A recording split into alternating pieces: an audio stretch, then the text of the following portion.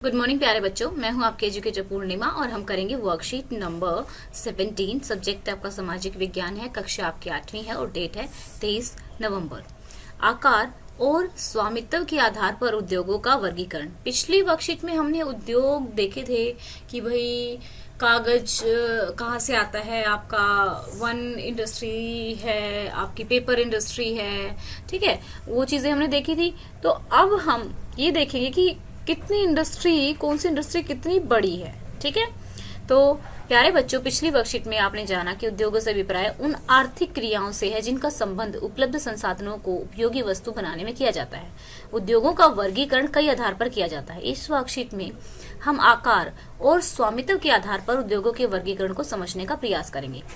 उद्योगों के आकार का तात्पर्य है निवेश की गई पूंजी। आकार का मतलब है कि हम उस उद्योग में कितना पैसा लगाते हैं, कितने लोग वहां पर काम करते हैं।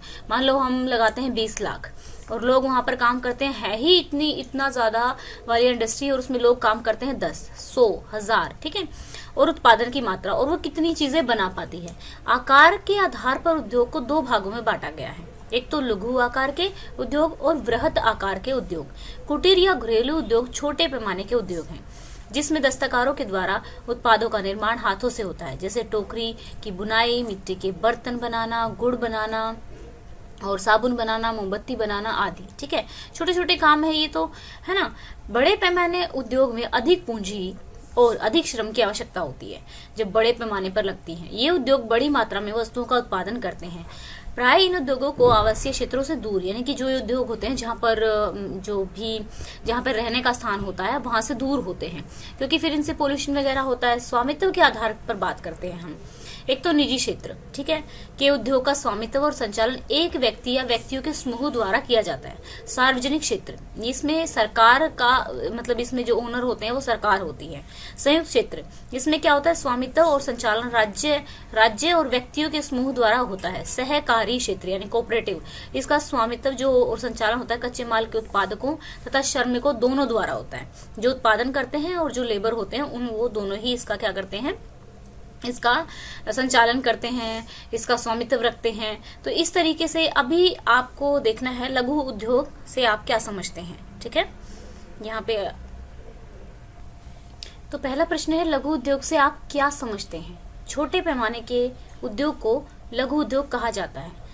इनमें उत्पादों का निर्माण दस्तकारों के द्वारा हाथों से होता है, जैसे गुड़ बनाना, साबुन बनाना आदि। नेक्स्ट क्वेश्चन है, संयुक्त क्षेत्र और सहकारी क्षेत्र के उद्योग में अंतर आपको स्पष्ट करना है। जो संयुक्त क्षेत्र के उद्योग का जो स्वामित्व होता है, यानी कि जो उसके ओनर होंगे, जो उसके मालिक होंगे, उनका जो उसका संचालन होगा वो राज्यों और व्यक्तियों के समूह द्वारा मिलकर किया जाएगा। जबकि जो सहकारी होता है, ठीक है, सहकारी क्षेत्र के उद्योग का स्वामित्व और संचालन कच्चे माल के उत्पादकों तथा श्रमिकों द्वारा दोनों के द्वारा किया जाता है। तो घरेलू उद्योग से प्राप्त वस्तुओं की सूची आपको बनानी है। मिट्टी के बर्तन, गुड़, साबुन, मोमबत्ती, टोकरी, कपड़े, बैग आदि, ये जो है मतलब घरेलू वस्तुओं की एक तरह से सूची है। नेक्स्ट आप अपने भी लिख सकते हैं जो आपको याद आए। अब एग्जाम में हो सकता है जो मैं लिखवा रही हूँ वो याद ना आए, तो आपको अपने आप बनाकर लिख देना है। कोई प्रॉब्लम वाली बात नहीं है, जरूरी नहीं है कि भाई हाँ आप वही लिखेंगे जो मैम ने लिखवाया था। वृहद यानी कि बड़े पैमाने के उद्योगों को घने बसे आवासीय क्षेत्रों से दूर क्यों रखा जाता है। वृहद पैमाने के उद्योग बड़ी मात्रा में वस्तुओं का उत्पादन करते हैं। इनसे निकलने वाली गैसें और धुओं से प्रदूषण फैलता है, इसलिए इन्हें आवासीय क्षेत्रों से अलग रखा जाता है, ठीक है। तो ये थी हमारी वर्कशीट। बहुत ईजी से क्वेश्चन है, बहुत समझ के आपको लिखने हैं। और स्टूडेंट्स कॉन्ग्रेचुलेशंस, क्योंकि हम लोग हो गए हैं 91,000 और इस वीक में आई होप कि हम लोग 100 के हो जाएंगे तो हम सेलिब्रेट करेंगे। तो उसके लिए आपको वीडियोस को ज्यादा से ज्यादा शेयर करना है, चैनल को सब्सक्राइब करना है। Thank you, have a nice day, may God bless you.